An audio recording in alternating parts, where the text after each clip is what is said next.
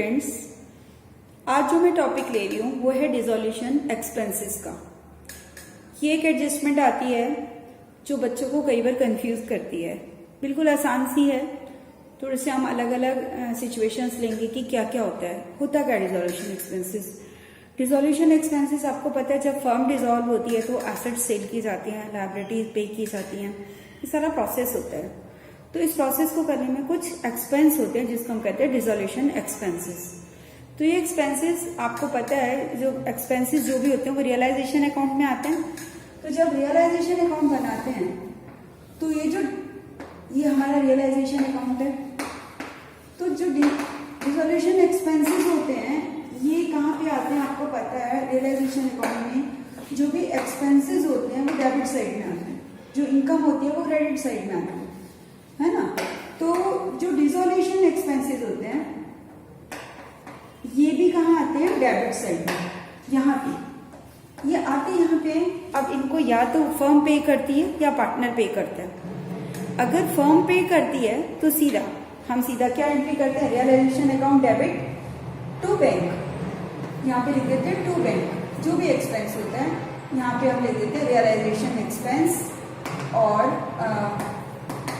मान लो हमारा 10,000 आया है तो ये हो गया रियलाइजेशन एक्सपेंसेस। लिख देते हैं शॉर्ट में ताकि पता चले बैंक में पैसा आया तो कहाँ से आया, ठीक है। और ये एक्सपेंस अगर कोई पार्टनर बियर करता है तो हम उस पार्टनर का कैपिटल अकाउंट को हम यहाँ पे लिख देते हैं रियलाइजेशन अकाउंट डेबिट। मान लो एम एक पार्टनर है तो AIIMS capital account, AIIMS capital account. ये बात समझ में आ गई। मान लो कि एम बियर कर रहा है तो क्वेश्चन में आपका वो दिया होता है कि कौन बियर कर रहा है, फर्म बियर कर रही है या पार्टनर बियर कर रहा है। इसमें कुछ सिचुएशंस हैं, जैसे सारे डिसोल्यूशन प्रोसेस को करने के लिए फर्म कई बार पार्टनर को कोई सैलरी देती है जिसको हम रेम्यूनरेशन कहते हैं। तो अगर ऐसा दिया होता है तो इसको हम क्या करते हैं, जितना अमाउंट उसको रेम्यूनरेशन का दिया जाता है वो सारा का सारा डिसोल्यूशन अकाउंट रियलाइजेशन अकाउंट में कैपिटल अकाउंट में लिख दोगे। जैसे पी एक पार्टनर है और इसको डिसोल्यूशन प्रोसेस के लिए 50,000 सैलरी दी जाती है।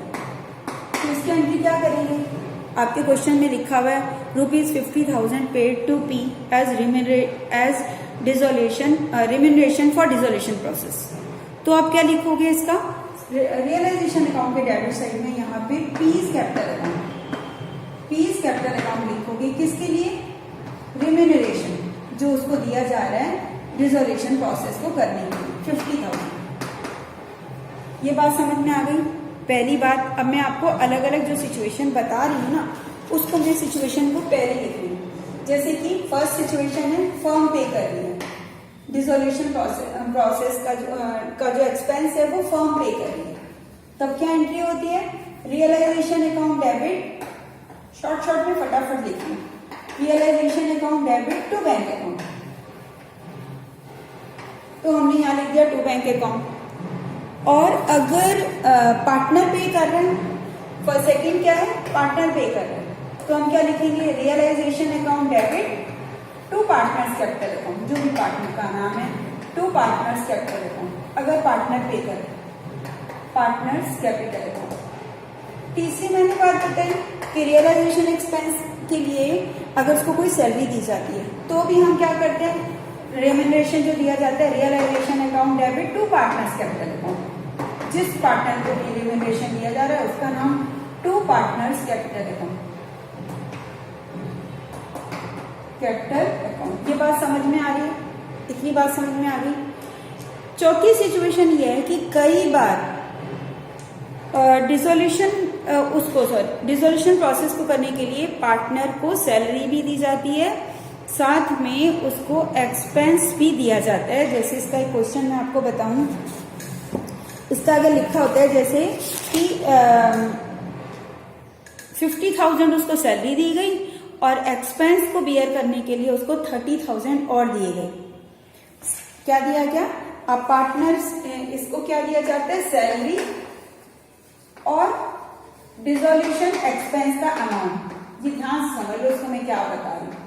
जैसे मान लो पी एक पार्टनर है, उसको 50,000 सैलरी दी गई, साथ में बोला कि डिसोल्यूशन का जो भी एक्सपेंस होएगा 30,000 हम तेरे को और दे देंगे। अब क्या होगा, अब इसकी क्या एंट्री करेंगे, इसका क्या करेंगे, इसकी क्या अकाउंटिंग करेंगे, इसकी करेंगे। यहां पे हम जो लिखेंगे, अगर इसमें क्या होता है स्थिति, जितना इसको दिया है रेम्यूनरेशन ये तो जाएगा ही जाएगा।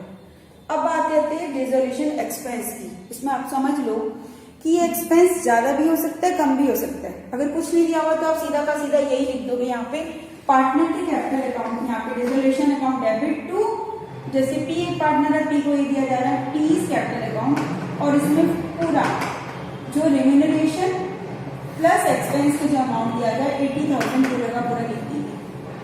अब ऐसा भी हो सकता है कि उसका सैलरी तो हमने दी है जो दिया, एक्सपेंस जो है 30,000 हमने इसको दिया, ये एक्सपेंस कम हो उससे। मान लो कि उसको सैलरी दी गई 50,000 प्लस डिसोल्यूशन एक्सपेंस के लिए 30,000 दिए गए, लेकिन एक्सपेंस जब असल में हुआ, जब उसने पे किया तो वो 20,000 रुपये पे किया।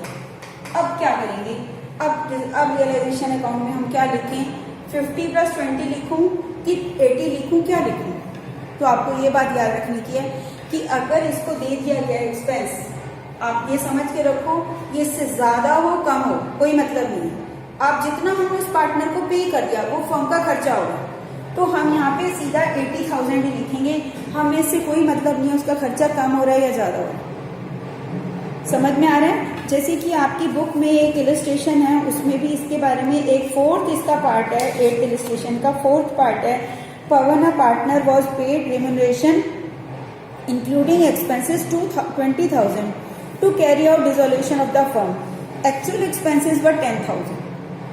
20,000 उसको दिए गए रेम्यूनरेशन एक्सपेंसेस के लिए, और उसके एक्चुअल एक्सपेंसेस सिर्फ 10,000 हुए। तो लेकिन हमें इससे कोई मतलब नहीं है उसका एक्चुअल एक्सपेंस क्या हुआ। हम यहाँ पे लिखेंगे टू पवन कैपिटल अकाउंट 20,000, क्योंकि फर्म का खर्चा तो 20,000 हुआ है, पवन का कितना भी हो। ऐसा ही एक और इसमें इसकी एक और सर्कमस्टेंस है कि Dev partner is paid remuneration 15,000 for dissolution of the firm, realisation expenses of 8,000 are paid by the firm। देखो नहीं ये नहीं, 8 ये नहीं है, इसमें नहीं। अगर ये होता है, सॉरी मैं इसी कोई और लेती हूँ कि अगर ये रेम्यूनरेशन एक्सपेंसेस, रेम्यूनरेशन के अलावा इसके एक्सपेंसेस जो इसको 30,000 दिया गया है, अगर ये 40,000 होती तो भी हम इसको 80,000 ही लिखते, इससे कम हो या इससे ज्यादा हो। ये वाली स्थिति को आप समझो। आपको इसमें इसको डेबिट साइड में रियलाइजेशन के 2 पार्टनर्स कैपिटल अकाउंट में उतना ही अमाउंट लिखना है जो उसको दिया गया। एक और ऐसा स्थिति होती है कि realisation expenses paid by the firm on the behalf of partner. जैसे अगर हमने ये सारा कहा कि उसको सैलरी दी गई, उसको डिसोल्यूशन एक्सपेंसेस के लिए भी पैसे दिए गए, लेकिन फर्म ने पे कर दिया। अब क्या होगा, पहले तो हमने एंट्री करी थी, लेकिन फर्म जब पे करती है तो वो क्या करेगी, उसने उसके बिहाफ पे किया है। इसका एक क्वेश्चन हम यहाँ से देख सकते हैं कि जब भी ऐसा आएगा ऑन द बिहाफ ऑफ, जैसे यहाँ पे क्वेश्चन है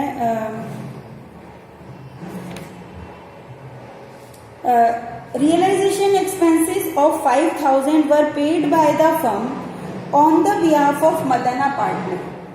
जब रियलाइजेशन एक्सपेंसेस को फर्म पे कर रही है on the behalf of a partner, देखो क्या मैं बता रही हूँ, रियलाइजेशन एक्सपेंसेस को firm paid on the behalf of partner, on the behalf of partner,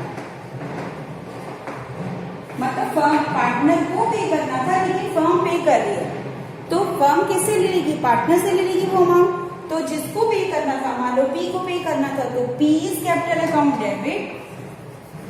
अब रियलाइजेशन में नहीं आ जाएगा, रियलाइजेशन में तो हम दे चुके हैं उसको, P is capital account debit to bank. जब भी लिखा हो ऑन द बिहाफ ऑफ, तो आप समझ लो पी इज कैपिटल, पार्टनर का कैपिटल अकाउंट डेबिट करना है to bank account.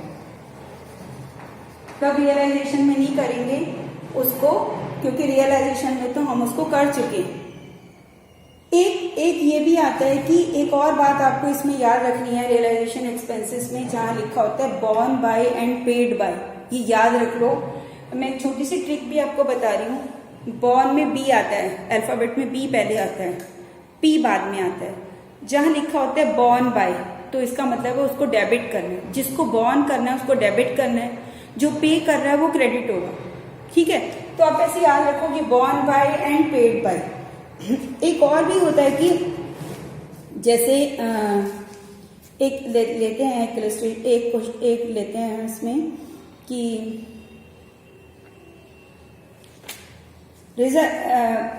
realization expenses 5,000 were to be borne and paid by Karan a partner।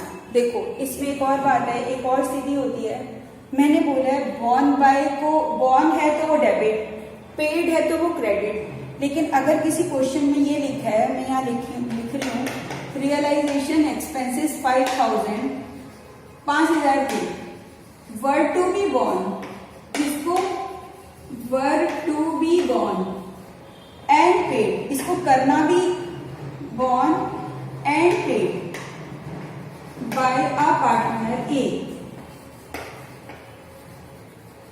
ए ने इस बॉन्ड किया था, ए ने इसको पे भी कर दिया। ऐसे स्थिति में कोई एंट्री नहीं होगी, नो एंट्री, क्योंकि उसी कोई हम डेबिट कर रहे हैं, ए कोई क्रेडिट कर रहे हैं, ऐसा हो सकता है।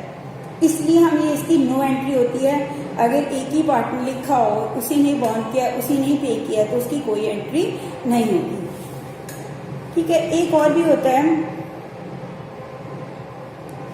एक ट्रांजेक्शन ऐसे लो, Ram a partner is to carry out dissolution of the firm at an agreed remuneration of 10,000। तब क्या करेंगे? अब यही मैंने समझाया आपको कि अगर राम एक पार्टनर है, उसने बोला कि मैं सारा डिसोल्यूशन एक्सपेंसेस करूंगा और मेरे को 10,000 रेम्यूनरेशन दिया जाए, तो हम इसको क्या कर देंगे, सीधा उसके राम्स कैपिटल अकाउंट लिख के रेम्यूनरेशन का अमाउंट लिख देंगे। ठीक है, एक और मैं देखती हूँ, एक ना ये 2017 के बोर्ड में एक आया हुआ था क्वेश्चन, इसको आप ध्यान से समझना कैसा है। ये छोटा सा है, बस हम खत्म ही कर रहे हैं इसको। मेरे को लगता है अब आपको हेल्प मिलेगी इसको सॉल्व करने में कि Q a partner was appointed to look after the process of dissolution for which he was allowed an remuneration of 18,000। देखो क्यू एक पार्टनर है, उसको रिम्यूनरेशन का प्रोसेस डिसोल्यूशन का प्रोसेस करना था, उसके लिए उसको रिम्यूनरेशन कितना दिया गया, 18,000, 18,000 रुपये दिए गए। ठीक है, फिर उसके बाद Q agreed to take over stock worth ₹18,000, और क्यू ने ये भी कर लिया, 18,000 उसको दिए गए और Q agreed to take over stock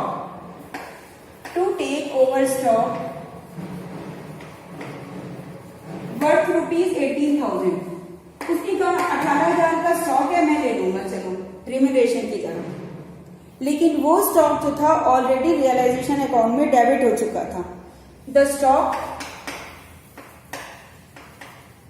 had already transferred to realisation account, had already transferred to realisation account. इसकी क्या है, ट्रांसफर टू रियलाइजेशन अकाउंट। ये बोर्ड के पेपर में आया हुआ है, ट्रांजेक्शन रियलाइजेशन अकाउंट। अब इसकी क्या एंट्री होगी, देखो इसको ध्यान से समझोगे। इसमें पहले तो रेम्यूनरेशन दिया गया है 18,000 क्यू को, तो इसकी हम जब भी हमें रेम्यूनरेशन दिया जाता है तो हम रियलाइजेशन अकाउंट के डेबिट साइड में हम लिख देते हैं, यहाँ पे इसकी एंट्री होगी realisation account debit to Q's capital account. जब हम लिखते हैं debit to Q's capital account और रियलाइजेशन का अकाउंट के डेबिट साइड में हम क्यूज कैपिटल अकाउंट लिख देंगे, टू क्यूज कैपिटल अकाउंट 18,000।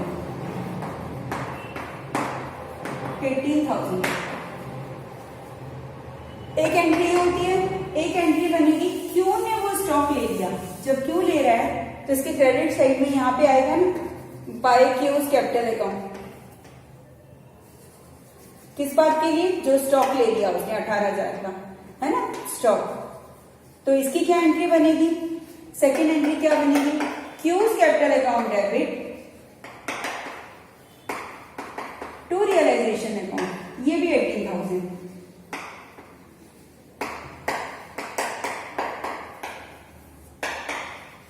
अगर हम दोनों एंट्रीज को देखें तो ये दोनों एंट्री कैंसिल होगी, तो नो एंट्री।